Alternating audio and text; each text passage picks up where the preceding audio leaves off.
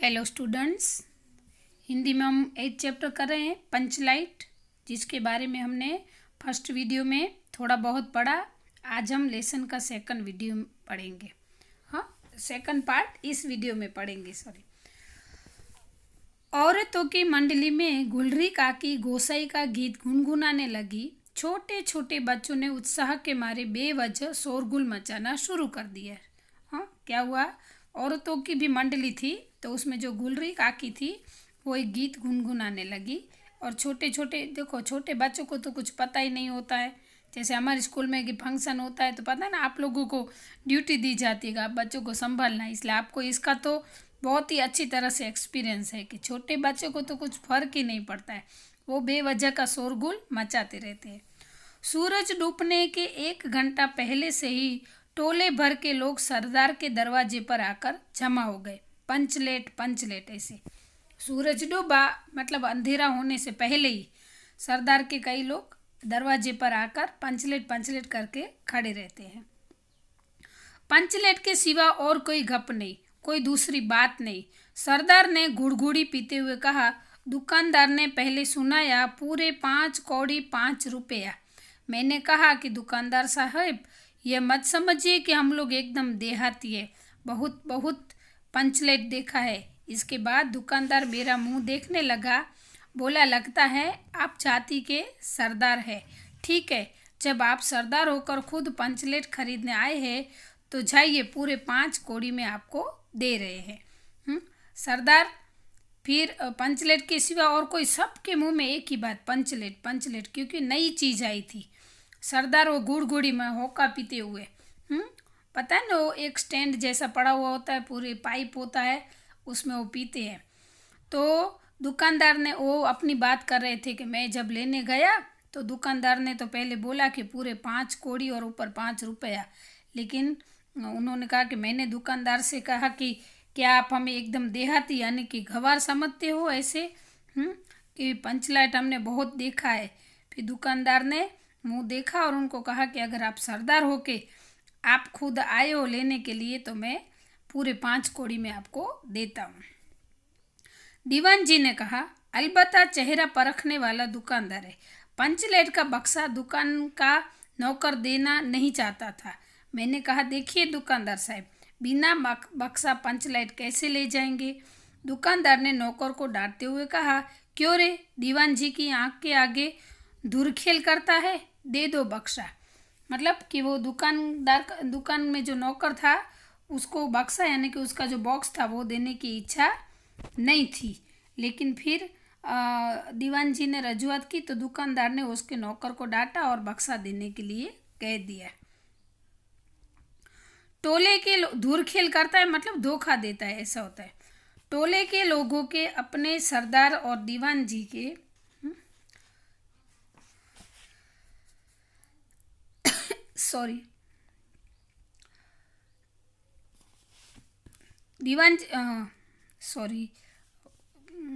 टोले के लोगों के अपने सरदार और दीवान भरी नजरों से या तो निगाहों से देखा।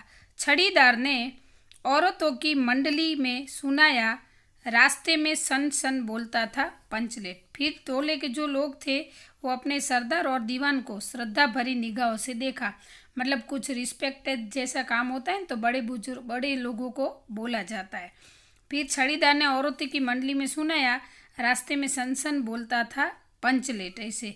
औरतों की मंडली जो भजन गा रही थी ना, उसके बीच में छड़ीदार ने ऐसे बोला बीच में कि रास्ते में सन सन बोलता था पंचलेट। तो यहाँ पर पंचलेट यानी कि वो जो पेट्रोल में सबके लिए आकर्षण का केंद्र बनी हुई थी। सब लोगों का ध्यान उसमें ही रहता था, सब उत्साहित थे उसको जलाने के लिए, उसको देखने के लिए। क्योंकि अभी पहले के ज़माने में ये भी पॉसिबल नहीं था। जिसके वहाँ पंचलाइट आती थी वो समझ लो पैसे वाला माना जाता था। तो इस ग्रुप ने पंचलेट खरीदा था तो सबका आकर्षण का केंद्र वो पंचलेट बन गई थी। फिर सब लोगों ने कैसे पंचलाइट आई, क्या हुआ, कैसे किया, वो भी सब डिस्कशन करने के बाद और उनको उत्साह होने लगा।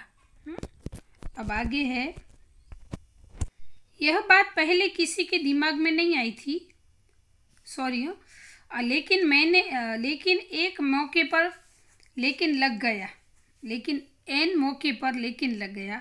रुदल साहब बनिए की दुकान से 3 बोतल किरासन तेल आया और सवाल पैदा हुआ, पंचलेट को जलाएगा कौन? लेकिन एंड मौके पर क्या हुआ, लेकिन ये जलाएगा कौन? किसको आता है? केरोसिन तो लेके आए, लेकिन ये किसको जलाना आता है, ये बहुत बड़ा सवाल हो गया। यह बात पहले किसी के दिमाग में नहीं आई थी। पंचलेट खरीदने के पहले किसी ने न सोचा, खरीदने के बाद भी नहीं। अब पूजा की सामग्री चौके पर सजी हुई है। कीर्तनिया लोग ढोल करताल खोल कर बैठे हैं। पंचलेट पड़ा हुआ है। गांव वालों ने आज तक कोई ऐसी चीज नहीं खरीदी जिसमें जलाने बुझाने का झंझट हो। कहावत है, न मायरे घायलूं तो दूहे कौन। लो मजा। अब इस कल कब्जे वाली चीज कौन वाले, और इस कल कब्जे वाली चीज को कौन वाले।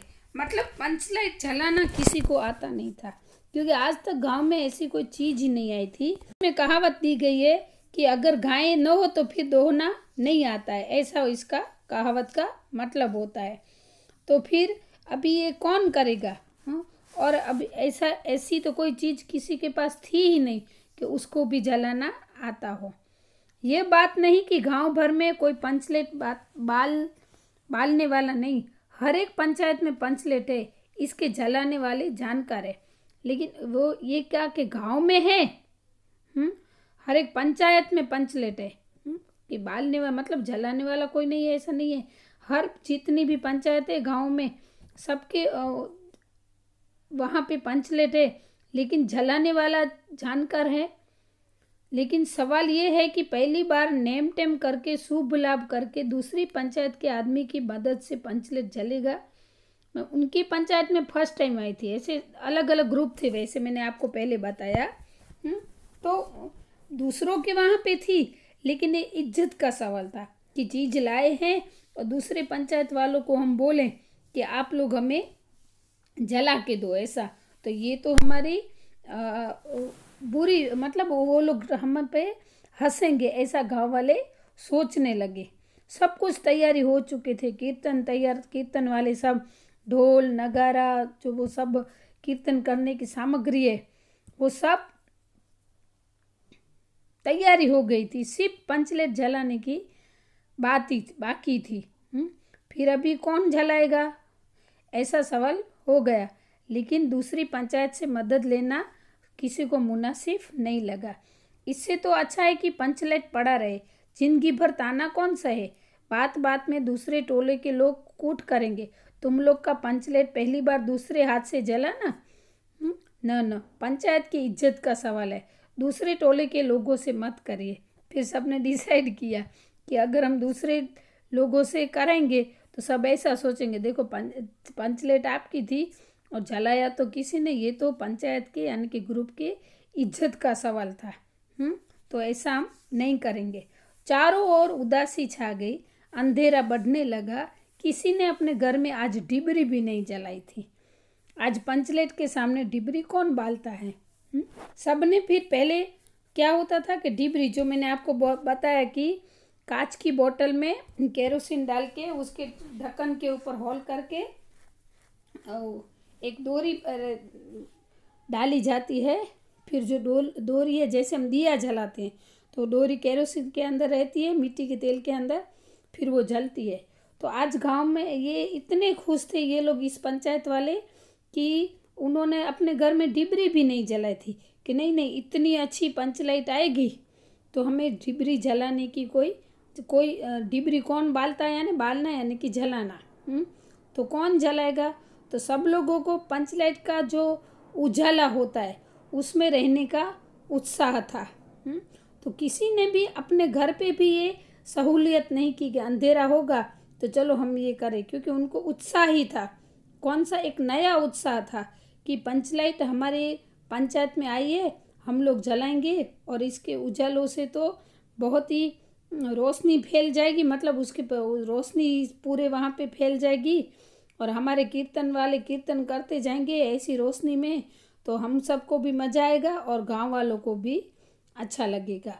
तो ये इन सब सोच में ये जो ग्रुप था, ये पंचायत थी, उसमें किसी ने अपने घर में भी डिबरी नहीं जलाई थी। सब किए कराए पर पानी फिर गया था। सरदार दीवान और छड़ीदार के मुंह में बोली नहीं, पंचों के चेहरे उतर गए थे। किसी ने दबी हुई आवाज में कहा, कल कब्जे वाली चीज का नखरा बहुत बड़ा होता है।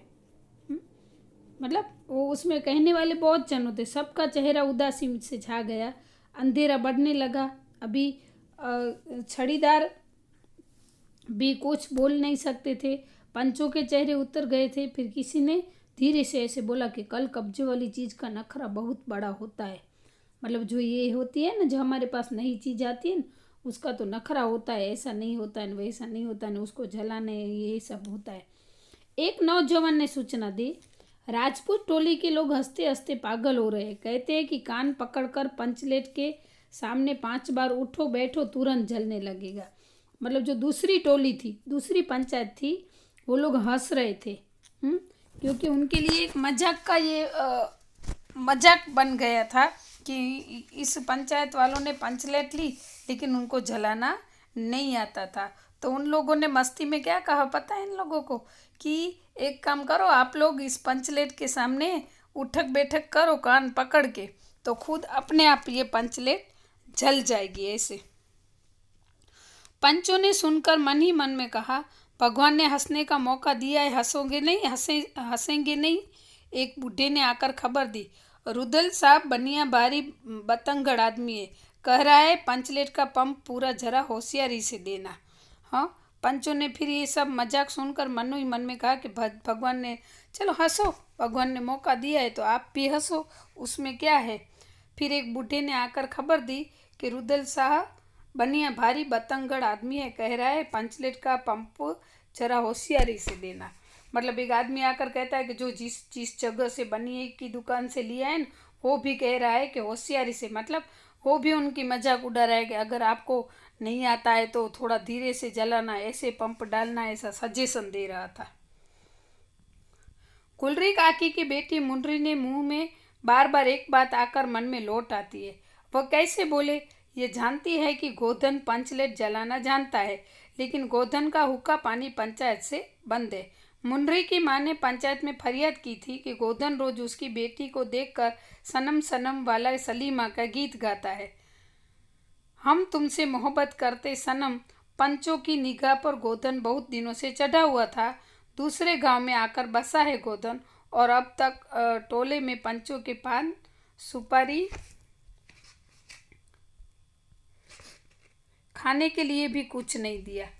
अभी क्या हुआ, उसमें जो महिलाओं की टोली थी उसमें गुलरी काकी की बेटी मुनरी थी। उसको पता था कि गोधन नाम का एक आदमी था, लड़का था, जिसको पंचलेट जलाना आता था। लेकिन उसमें क्या हुआ था कि उसी की ही माँ ने, जो गोधन गुलरी काकी थी, उसी की माँ ने, गुलरी काकी ने पंचायत में कंप्लेन की थी कि ये जो है लड़का, एक मिनट, गोधन, जो गोधन नाम का लड़का है वो मेरी बेटी को देखकर गीत गाता है और ऐसे सनम सनम करके गीत सुनाता है और मेरी बेटी को परेशान करता है। तो उसकी कंप्लेंट सुनकर पंचों ने उसका हुक्का पानी बंद कर दिया था, यानी कि गांव में से निकाल दिया था। हाँ, उसको ये पनिशमेंट मिली थी कि अब नहीं रहेगा और उसको कोई बुलाएगा भी नहीं। ऐसे पहले के ज़माने में ऐसे पंचायत वाले पनिशमेंट डिक्लेयर कर देते थे और वो सबको माननी पड़ती थी। तो इसमें ये बेचारी के मुँह, उसको पता था मुंडरी को कि गोधन को आता है, लेकिन ये पनिशमेंट की वजह से वो कुछ बोल भी नहीं सकती थी कि मैं सबको कैसे बताऊं कि उसको आता है और वो पंचलाइट अभी जला देगा, क्योंकि उसको तो सज़ा मिली है और सज़ा जिसको मिली होती है उसको गांव में एंट्री नहीं होती है। तो स्टूडेंट्स, ये हमारे लेसन का सेकंड पार्ट था, जो इस वीडियो में हमने पढ़ा। नेक्स्ट पार्ट हम नेक्स्ट वीडियो में पढ़ेंगे, ठीक है। अब अगर आपको ये स्टोरी, ये कहानी अच्छी लगती है तो आगे पढ़ लेना और भी अच्छा लगेगा। वैसे तो कंपलसरी पढ़ना ही होता है। ठीक है, तो ये वीडियो यहाँ पे हम पूर्ण करते हैं।